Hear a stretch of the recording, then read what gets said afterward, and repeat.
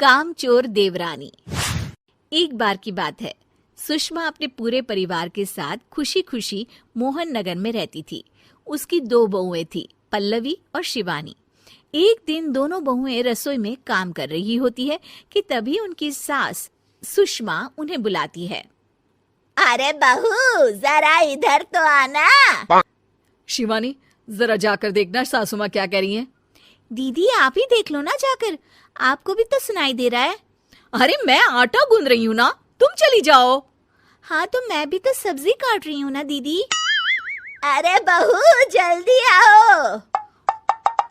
ओह, ये तो जाएगी नहीं, मैं ही जाकर देखती हूँ कि क्या करना है। पल्लवी सुषमा के कमरे में जाती है। जी मम्मी जी, क्या हुआ? शाम को घर पर कुछ मेहमान आने वाले हैं, तो तुम अच्छा सा खाना बना लेना बहू। ठीक है मम्मी जी, आप बता दीजिए क्या क्या बनाना है और कितने लोग आ रहे हैं। सुनील की मौसी जी और उनका पूरा परिवार आ रहा है। कुल मिलाकर 3 लोग और हमें मिलाकर हुए 9 लोग।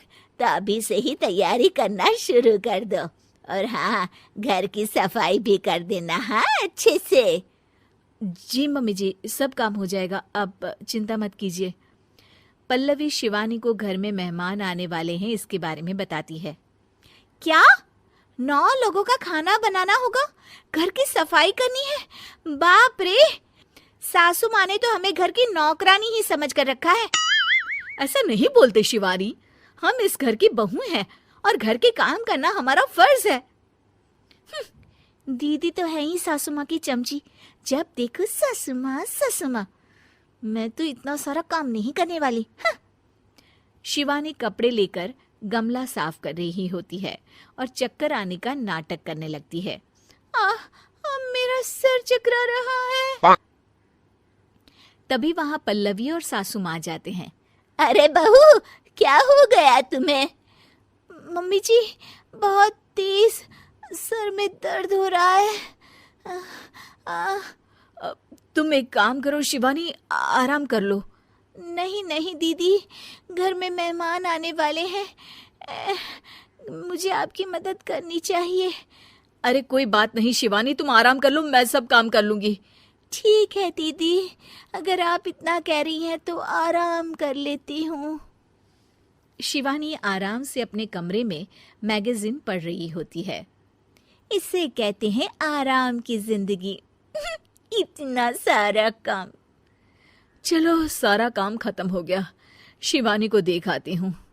शिवानी अपने कमरे में ईयरफोन में गाने सुनते सुनते सो जाती है और उसके साइड में मैगजीन भी रखी होती है। पल्लवी वहां आ जाती है और वो सब देखती है। ओहो, तो मतलब सब काम चोरी का बहाना था। अभी बताती हूँ इसको। घर का सारा काम मुझे करना पड़ा और ये महारानी यहाँ मैगजीन पढ़ रही है, गाने सुन रही है। पल्लवी रसोई से एक प्लेट और चम्मच लेकर आती है और शिवानी को थाली बजाकर उठाने लगती है। शिवानी अचानक से उठती है। उठ गई महारानी, गाने भी सुन लिए, मैगजीन भी पढ़ ली। तुम तो बहुत बड़ी झूठी निकली शिवानी। तुमने सर दर्द का बहाना बनाया ताकि काम करने से बच सको। हाँ, बनाया बहाना, तो क्या करती, इतने सारे काम करती। मुझे कोई शौक नहीं है चापलूसी का। क्या चापलूसी? तुम्हें लगता है कि मैं सारे काम चापलूसी के लिए कर रही हूँ? और नहीं तो क्या। तभी वहां सासू माँ आ जाती हैं। अरे बहू, वो लोग बस आने ही वाले हैं, तुम तैयारियां कर लो। जी सासू माँ, तुझे तो मैं बाद में देखती हूँ। सब खाना खाने बैठते हैं और खाना शुरू करते हैं। तभी सुनील की मौसी बोलती है।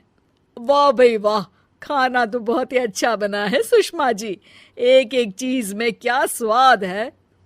ये सुनकर शिवानी मुंह बना लेती है। उसे अपनी जेठानी की इतनी तारीफ रास नहीं आती। आपकी बहुएं तो बहुत ही अच्छा खाना बनाती हैं। हाँ, बनाती तो दोनों ही अच्छा है, पर आज ना ये सारा खाना बड़ी बहू ने बनाया है।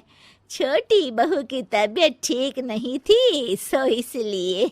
मानना पड़ेगा सुषमा जी, आपकी बड़ी बहू तो बहुत ही गुणवान है। पल्लवी की तारीफ सुनकर शिवानी को जलन होती है।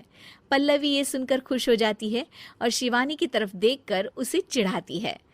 कुछ देर बाद मेहमानों के जाने का वक्त हो जाता है।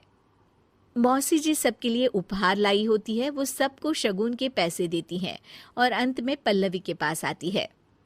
तुम्हारे लिए शगुन का लिफाफा तो है ही, पर बहू तुम्हें एक और उपहार भी मिलेगा इतना अच्छा खाना बनाने के लिए। मौसी अपने सोने के कंगन निकालकर पल्लवी को पहना देती है। ये लो, ये मेरे मनपसंद कंगन है, अब से ये तुम्हारे हुए। धन्यवाद मौसी जी। ये देखकर शिवानी तो पूरी तरह से जल जाती है और गुस्से से रसोई में चली जाती है। तभी वहां पल्लवी आ जाती है और उसे अपने कंगन दिखाने लगती है। देवरानी जी, अब आपका सर दर्द ठीक तो है ना? मुझे लगता है कि अब सर दर्द शुरू हो गया होगा आपका।